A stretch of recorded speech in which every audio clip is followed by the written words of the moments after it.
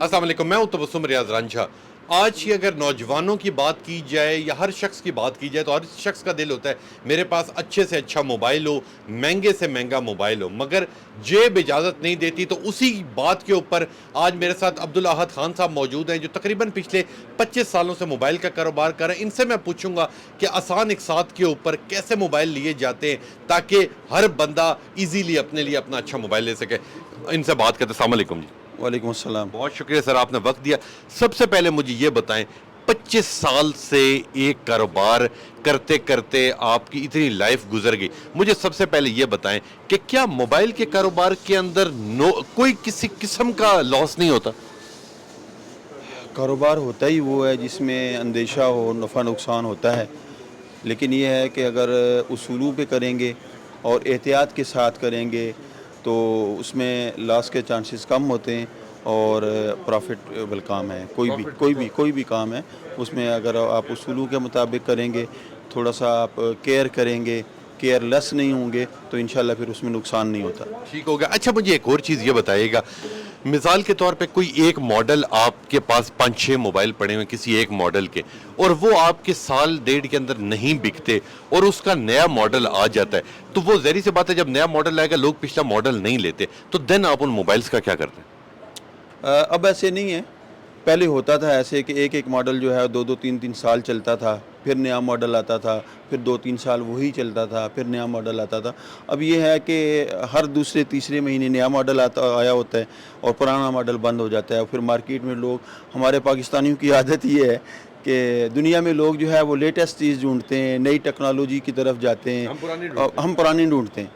तो यहाँ पे लोग ढूंढते फिर रहे होते हैं लेकिन पुराना मॉडल मिलता नहीं है। हर 3 महीने बाद नया मॉडल आ जाता है, पुराना बंद हो जाता है। मसलन एक कंपनी, उसका टारगेट होता है कि 1 lakh piece, 2 lakh piece, 1 crore piece हमने बनाना है, उसको मार्केट में फेंकना है, और वो फिर दोबारा नहीं बनाती कंपनी। अब उसकी नया मॉडल आ जाता है, दूसरा आ जाता है, फिर दूसरा आ जाता है, इसलिए अब जो है वो स्टॉक हमारे पास अवेलेबल नहीं होता। आपके पास भाईजान इतना ज़्यादा तजर्बे में, आपके तजर्बे से एक बात पूछना चाह रहा था जिसका मुझे भी इल्म नहीं था। मिसाल के तौर पे कोई फ्रूट है, कोई चीज़ है, वो आप 2-3 शॉप्स पे जाएंगे आपको मुख्तलिफ रेट मिलेगा। मोबाइल की जब एक प्राइस होती है, आप 3 दुकानों पे जाते हैं तो तीनों पे एक सेम मोबाइल की प्राइस में इतना ज़्यादा डिफरेंस क्यों होता है? यानी कि एक जगह से 20 का मिल रहा है, एक से 18 का मिलेगा, एक से हो सकता है 22,000 का मिले। ये डिफरेंस आप लोगों का ज़्यादा क्यों होता है? देखें, एक कंपनी प्राइस होती है और एक होलसेल रेट होता है।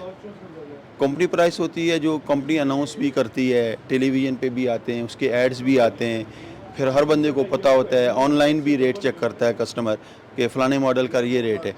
एक प्राइस वो होती है होलसेल रेट जो कंपनी दुकानदार को देती है, रिटेलर को देती है उसमें, और जो होता है ना अपना कंपनी प्राइस, उसमें जो डिफरेंस होता है वो रेट का मार्केट में फ़र्क होता है। अच्छा। कोई 500 रख के फ़ोन दे रहा होता है दुकानदार, कोई 1000 रख के दे रहा होता है, कोई 2000 रख के दे रहा होता है, कोई 1500 रख के दे रहा होता है। इस वजह से थोड़ा फ़र्क आ जाता है कीमतों में। बिल्कुल ठीक कह रहे हैं सर। मुझे ये बताएं, मिसाल के तौर पे मेरे पास सिर्फ और सिर्फ शनाख्ती कार्ड है और मेरे पास थोड़े से पैसे हैं जो मैं एडवांस दे सकता हूँ। मुझे फार्मूला बताएं कि अगर मैंने 1 लाख का या 80,000 का मोबाइल लेना है तो क्या ऐसी कोई फैसिलिटी अवेलेबल है कि मैं इजीली इंस्टॉलमेंट के ऊपर मोबाइल ले सकूँ? बिल्कुल है, और ये इस्लामाबाद में हमारे सब कस्टमर्स के लिए है, पूरी मार्केट में भी अवेलेबल है, लेकिन बाबू मोबाइल में खुसूसी तौर पे जो है उसमें हम डिस्काउंट भी दे रहे हैं थोड़ा सा कस्टमर्स को, कि जो डाउन पेमेंट होती है उसमें हम थोड़ी सी रियायत कर देते हैं कस्टमर को।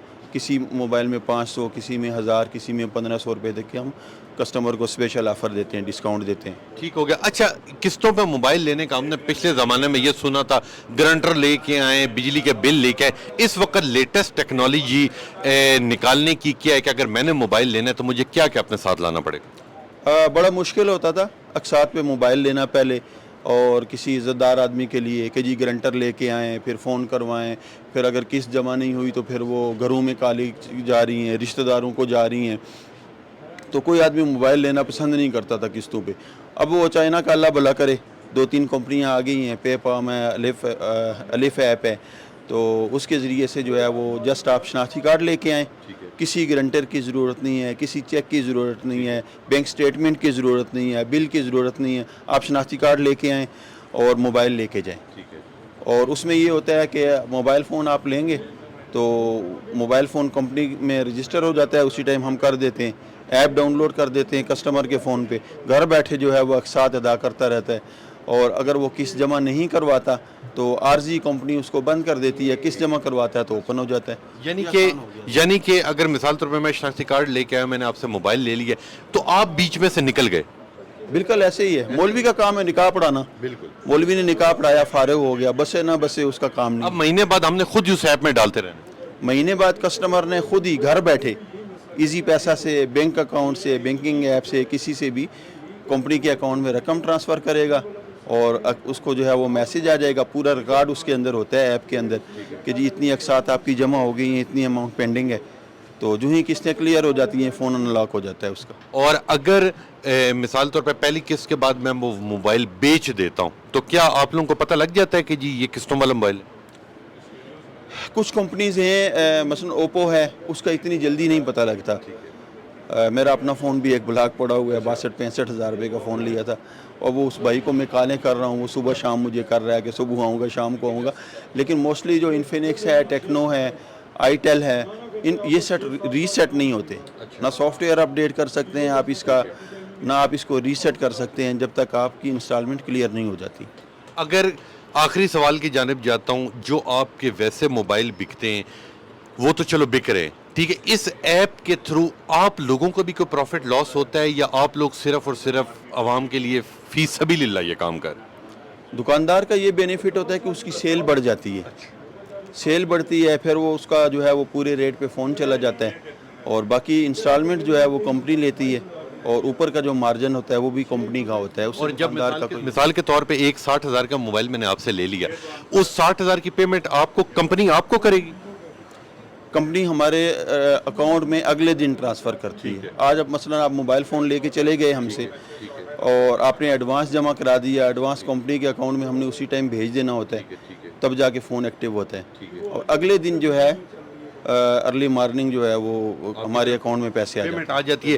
آخری سوال بتائے گا، مثال کے طور پہ اگر ایک 60,000 والا ہم لوگ قسطوں پہ موبائل لیتے ہیں تو تقریباً اس کے اوپر اگر دیسی انداز سے دیکھا جائے تو کتنے اوپر اور دینے پڑیں گے؟ 10,000 یا 15,000؟ 2-3 پلانز ہیں ان کے، 3 منتھ کا ہے، 6 منتھ کا ہے اور 9 منتھ کا ہے، اور اس میں جو ہے تقریباً 25 سے 40% تک جو ہے وہ کمپنی چارج کرتی ہے ایکسٹرا۔ ٹھیک ہوگا، بہت شکریہ جی، اللہ آپ کی لمبی زندگی کرے۔